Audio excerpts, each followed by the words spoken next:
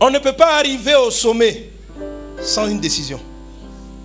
Amen. Tu peux te promener, arriver à côté du lac par accident, parce que c'est dans la plaine. Tu peux te balader, il y a une petite maison de l'autre côté, et puis arriver vers là-bas, tu dis, ah, je suis tombé sur la maison. Mais arriver au sommet peut pas être un accident. Ça ne peut être qu'un choix. Ça ne peut être qu'une décision. Quelqu'un est-il avec moi? Alléluia. Aucune circonstance ne t'amène au sommet. Les circonstances peuvent être favorables ou défavorables. Mais pour être élevé, c'est un choix. C'est une décision. C'est une décision de vie. Parce que quand tu commences à gravir une montagne, toi-même tu sais que tes mollets te rappellent que tu es en train de grimper. Ça ne peut pas être par accident. Là, quand je marche comme ça, je ne fournis pas d'effort. Quand je descends, je ne fournis pas trop d'effort. Ça peut être par accident. Je peux dégringoler par accident. Mais je ne peux pas monter par accident. Alléluia. Je ne peux pas monter par accident. Tu ne peux pas monter. Oh, tu dois être élevé. Quand quelqu'un n'est pas en hauteur, c'est tellement de problèmes. C'est tellement de défis. L'élévation est dans tous les domaines. Dans tous les domaines, il y a une élévation, il y a une position haute, il y a une position basse. Dans tous les domaines. Spirituellement, il y a des positions hautes, il y a des positions basses. La position basse dans le monde spirituel, la position basse, c'est la vie charnelle. La position haute, c'est la vie des hommes spirituels.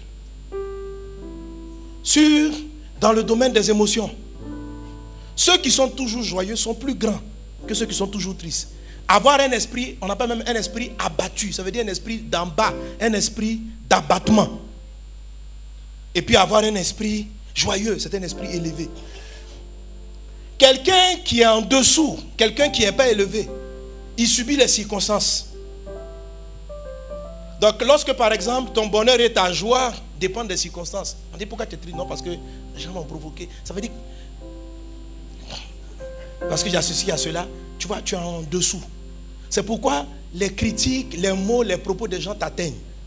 Pour qu'une personne soit toujours joyeuse, il faut qu'elle soit élevée au-dessus des critiques. Ça veut dire que ce que les gens disent ne t'atteint pas. Tu es élevé.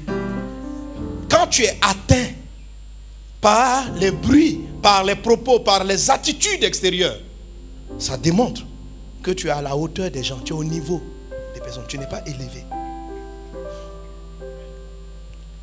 Quelqu'un qui n'est pas élevé souffre beaucoup. Quelqu'un qui n'est pas élevé ne va pas là où il veut partir, parce que tout dépend de si les gens vont lui faire la route ou ne lui feront pas la route. Comme notre frère pendant la croisade qui voulait faire 5 mètres pour traverser le portail, mais la foule, parce qu'il n'était pas élevé au-dessus de la foule ne le laissait pas passer. Son avancée ne dépendait pas simplement de sa volonté, ça dépendait aussi du bon vouloir, de sa persévérance à vouloir dégager la foule et à pouvoir avancer. Il y a une position où il n'y a pas d'embouteillage. Quand vous voyez les avions dans le ciel, il n'y a pas d'embouteillage. Vous avez déjà vu un embouteillage dans le ciel? Un avion est là, d'autres est là, il faut avancer. Non. Quand les gens sont élevés, il y a beaucoup d'avions dans le ciel, mais quand on est en hauteur, il n'y a plus d'embouteillage. Je ne suis pas arrivé à l'heure parce qu'il y avait des embouteillages. Dans les hauteurs, il n'y a pas d'embouteillage. Quelqu'un est-il avec moi? On peut être en dessous financièrement, on peut être élevé financièrement. Dans tous les domaines, il y a un niveau bas, il y a un niveau élevé. Que Dieu t'accorde la grâce d'être toujours en haut et jamais en bas. Que Dieu t'élève et que Dieu élève ta descendance après toi. Que les enfants de tes enfants soient élevés. Que dans tous les domaines de la vie, Dieu te fasse sortir des bas éléments et qu'il t'enlève, il te mette en hauteur. Tu dois être en hauteur.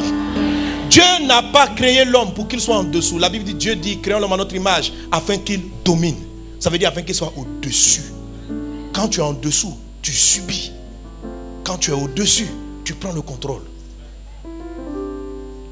On est tous affligés et attristés d'être en dessous. De ne pas pouvoir décider. De subir. D'avoir des souhaits, mais de pouvoir les mettre difficilement en application. Parce qu'il y a plein de personnes sur la route qui ne sont pas d'accord, qui nous empêchent. Parce qu'on n'est pas élevé au-dessus d'eux. Tu prends des choix, tu fais des décisions. Celui qui est au-dessus de toi dit je ne veux pas. Celui qui signe des papiers dit il ne veut pas. Et tu es contraint de trouver des moyens. Comment lui expliquer qu'il doit te laisser passer? C'est pénible de ne pas être élevé. C'est pourquoi ce n'est pas ta place. Tu as appelé pour aller au sommet. Dis à ton voisin, rendez-vous au sommet. Je lui prends une photo avec moi maintenant. Parce que moi je décolle. Parce que plus tard tu vas dire, mais c'était mon voisin occulte. Alléluia. Alléluia. Gloire à Dieu. Gloire à Dieu. Est-ce qu'on est ensemble? Est-ce qu'on est ensemble? Amen. Dans tous les domaines, sur le plan social, politique, quand quelqu'un est nommé ministre, il est élevé par rapport aux autres travailleurs de l'État. Il est élevé par rapport aux autres travailleurs de l'État. On a un regard sur lui, il est en hauteur. Ça veut dire, au niveau où il est, il n'a plus les mêmes problèmes que les autres fonctionnaires de l'État. Il a plus de pouvoir de décision. Oh, celui qui travaille, qui est sous-chef, il ne décide pas tout. Il y a beaucoup de dossiers qu'il est obligé de soumettre. Et lui aussi, il doit faire remonter le dossier, peut-être même jusqu'à arriver au chef de l'État, afin qu'un budget lui soit accordé. Mais quand tu es ministre, tu es toi-même qui propose le budget au chef de l'État. En fait, tu as un certain pouvoir. C'est pourquoi tout le monde a envie d'aller là-bas. Ou bien? Amen. En tout cas, même si ce n'est pas ministre de l'État, tu as envie de devenir ministre de quelque chose. Ça veut dire que, mais tout le monde aspire à l'élévation, il faut dire la vérité. Dis à ton voisin, il ne faut pas faire le malin, c'est vrai. Non. Personnellement, je ne veux pas aller au gouvernement. Moi. Voilà. Mais même si on vient te proposer, on dit non, le président veut te nommer, tu vas dire non, mais tu estimes qu'on t'a honoré en fait. Tu sais que ce n'est pas ton appel, c'est pourquoi tu vas dire non. Mais le fait, ça veut dire qu'on t'a considéré. On t'a considéré. Tout ça, c'est de l'élévation. Alléluia. Un des personnes, quand on part aux élections et puis il est élu député maire, il est élevé. Le maire, il est élevé dans la commune. Il n'est pas tout le monde dans la commune. Il est élevé. Et si on élève, on nomme ton cousin élu maire, tu vas aller le féliciter. Parce que c'est une position élevée. Est-ce que tu viens féliciter quelqu'un parce qu'il marche dans la rue ou bien il va au marché? Non. Parce que ce n'est pas élevé. Quelqu'un est avec moi? Que tu connaisses l'élévation dans ta vie dans le nom de Jésus. Que l'élévation soit ton partage dans le nom de Jésus. Tu seras élevé, ta descendance sera élevée. Je le déclare sur ta vie dans le nom de Jésus. Alléluia. Alléluia. Et qu'est-ce que j'ai dit en montrant les marches de la montagne? C'est que l'élévation est une décision. Ce n'est pas un hasard. Amen.